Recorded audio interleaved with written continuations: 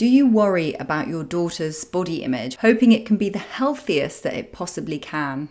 In this video, I share 4 things that you can avoid if you want your daughter to grow up with a healthy and positive body image. I'm Lara, the food freedom psychologist, and I can help you create a healthy and happy relationship with food without guilt or stress eating. I hope you're getting so much value from my videos, and if you are, be sure to like them and hit the subscribe button so that you can join the tribe. And side note here, if you are feeling out of control around food and you want to know how to feel in charge and confident again, then sign up to my Food Freedom Masterclass. The details are in the information below.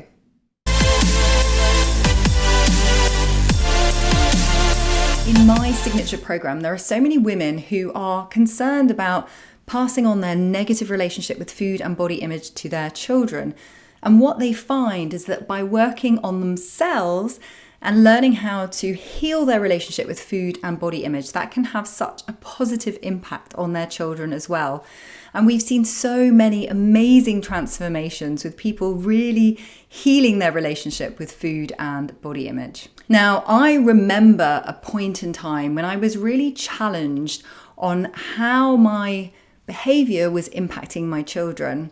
I remember when my daughter started asking me, "Mummy, why don't you eat the same food as us? Why won't you eat sweets? Why won't you come into the ocean with us?" The truth was I was suffering from orthorexia. And if you're interested, you can hear all about my story in this video here. And it was partly to do with her challenging me that set me on the road to recovery. And in that period of time, and now on reflection, I realised that there are 4 things that we really need to be doing to protect our children's body image. Number 1 is don't diet. If your kids are constantly watching you on and off different diets, and perhaps you're talking about the need to diet all the time, then that's going to impact them. You might also be tempted to restrict and control the less healthy food.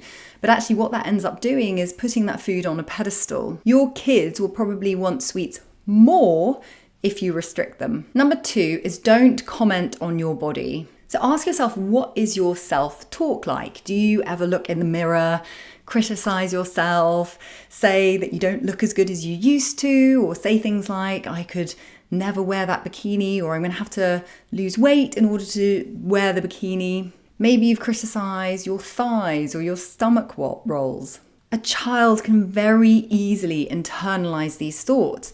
Their thinking goes, if mummy feels that way about her body, then what about mine? They probably think you're the most beautiful person on this earth. So if that most beautiful person on earth is so negative about her tummy, then mine must be even more awful. Kids don't have that filter to understand that that's an illogical way of thinking about things. Now, number 3 is don't comment on your child's body.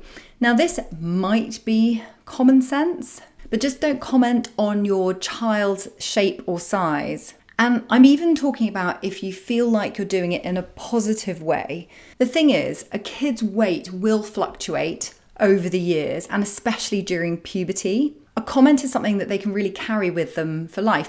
Even if you say, "Oh, you're looking really amazing at the moment," that can be just as harmful because there's an implicit assumption there that they look better in a smaller body. So imagine how they'll feel if or when the weight comes back on. It's so much better to focus on comments about their behavior or their personality rather than anything to do with their looks. And number 4 is don't label food. So you might be someone, and this is what I used to do all the time, is label food in 2 separate camps. So you've got your good camp and your bad camp, whether that's healthy, unhealthy, toxic, clean, cheat, treat. Those kinds of words can be very damaging to children because labels like that are moralizing food. So they are good if they are eating healthy, but then they're bad if they're eating naughty foods or unhealthy foods.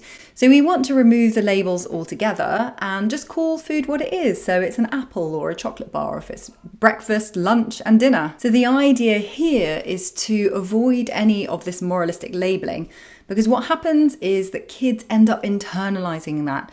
They feel bad if they want to eat French fries or chocolate or sweets, and then they feel really guilty for that desire. So we want to take those labels away to stop that happening. So let me check in with you here. Which of these tips did you find most helpful? Let me know in the comments below. I hope that these tips can help you model a positive relationship with food and body image for your children. And as always, I've added some tips and some resources in the links below.